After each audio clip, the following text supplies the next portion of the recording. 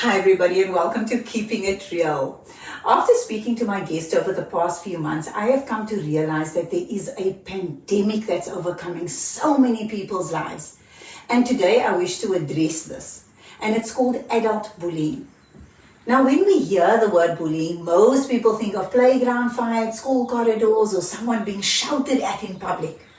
What I've come to understand is that the most dangerous form of bullying, it isn't loud, it's silent. It's emotional, spiritual, psychological, and causes people to literally take their own lives or hurt themselves in various destructive behaviors. It's the emotional blackmail, the spiritual guilt tripping, the silent treatment. It's the manipulation that makes you question your reality and your worth. And you don't even realize it's happening until you're trapped inside of it. Now, for years, I endured bullying. Family, teachers, religious leaders, managers, colleagues, friends. So I can spot both the bullied and the bully very easily. And the thing that I learned about bullies is that they are the greatest manipulators. They're so convincing that they can make you believe that you're the problem. And they're so believable to the point that you find yourself apologizing for something you never even did. Craving love that they withhold from you until you do what they want you to do. I remember moments where I'd sit in silence after a conversation, just thinking, maybe I'm overreacting, maybe I did something wrong. And that's the danger of that subtle bullying. It gets into your head. It rewires the way you see yourself. Subtle bullies are dangerous because they thrive in silence, they thrive off your pain, and they feel no guilt. They genuinely believe that they're right. And here's the thing, they are often surrounded by people who encourages them, people who are the same as them, or people who are so afraid of them that they agree with everything they say, even if they are 100% wrong. And the bullies insult openly, then laugh it off, turn cruelty into a joke, sarcasm into a weapon, and shame into humor. They overpower others with their righteousness as if their way is the only way. And society normalizes this. Oh, that's just how they are, it said. I've seen firsthand the fear of those being bullied. I've seen the way people shrink in the presence of their bully. The tension in their shoulders, the jump at a single word, the fake smile they wear to simply survive the moment. I've seen in businesses how bullies fire people without cause because they can't walk over them. How they speak down to others, isolate them, take credit for work that they didn't do, and blame others for decisions that they made that didn't work out. I've seen the pain of people who go home drained, questioning if they're even good enough to be there. And I've seen it among friends, how they bully others into doing what they want, spreading lies when someone finally sees through them and say enough. They go online, paint themselves as the victim, and feed off sympathy from followers who don't know the truth. And that validation from their followers, that is their fuel. And here's where I will get really honest.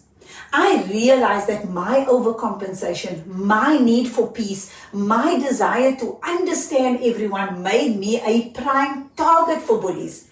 Because I was so accustomed to taking the pain that I never fought back. I kept quiet, I made excuses, and yes, I even blamed myself, and no, not sometimes, almost all the time.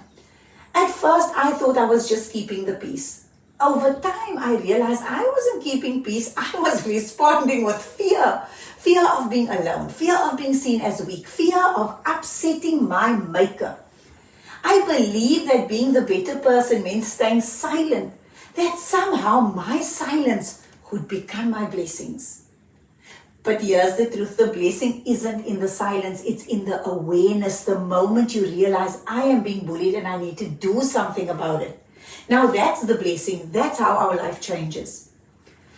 Now believe it or not, just a few weeks ago, I had a real wake-up call.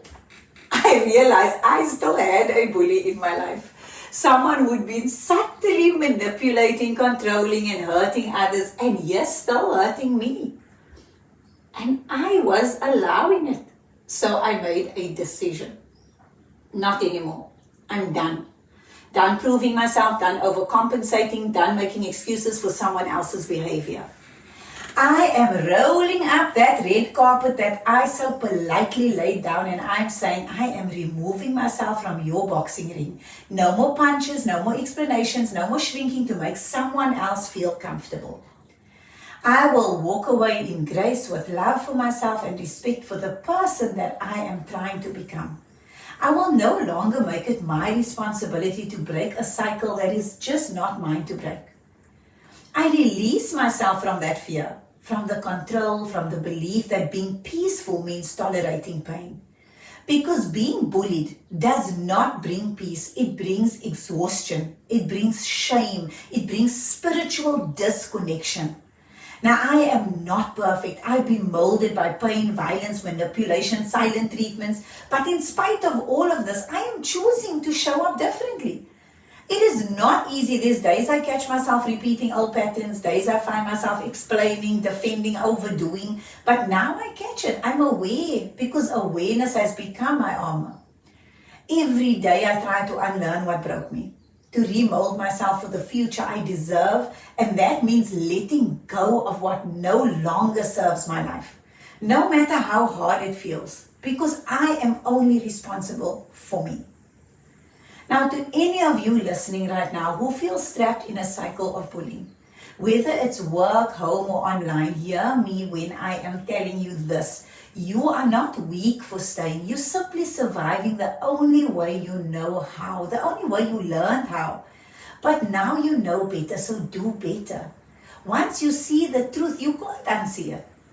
It is time for you to rise, time to stop making excuses, time to stop making peace with the pain. Stop letting other people define who you are. Your peace does not need permission. Your boundaries does not need to be difficult. So if you're listening to this and thinking, that is me, let this be your moment. Roll up the red carpet, walk away with grace, and know that your healing starts the moment you say, I'm done being your punching bag. Now, thank you for keeping it real with me today. If this message spoke to your heart, share it with someone who might need to hear it. Because the more we talk about it, the less power it holds. And remember, you don't need to fight back with anger. You can just simply stand tall within your own truth. Walk away with peace, rise with purpose, and live free. Because that's what keeping it real truly means. Choosing truth over tolerance, self-respect over approval, and healing over hurt. Now let me just say this. For the longest time, I truly believe that there are these family cycles, and I gave myself the responsibility of breaking it. It was only recently that I came to realize that the family cycles that I needed to break, I've already broken it. I've broken it many times with my own kids, my family, my husband. I've broken many cycles. With the way I am, I have changed behaviors. I have done the things that I need to do. And while there might still be some work for me to do, I know that the other cycles that I have seen is not mine to break. That is not mine to break. And so if you're sitting there believing that there are a stack of family cycles for you to break, maybe just stop for a minute and reassess that family cycle and ask yourself, which parts are there for you to break and which parts are there for others to break? Because not every part of a family cycle is your responsibility. And I hope you remember that, because it is something that, sometimes we look at life and we think there's a curse over our family, and we feel like we want it taken away, and we want to create a new meaning for our family names. But it's not all on us. And we might be able to change the trajectory through our kids, for our family, and change some of the cycles that was ours to change. However, let the others do their part, and if they don't, let it be. But know that the behaviors of others, it's not your responsibility. I hope you all Keep it real every day.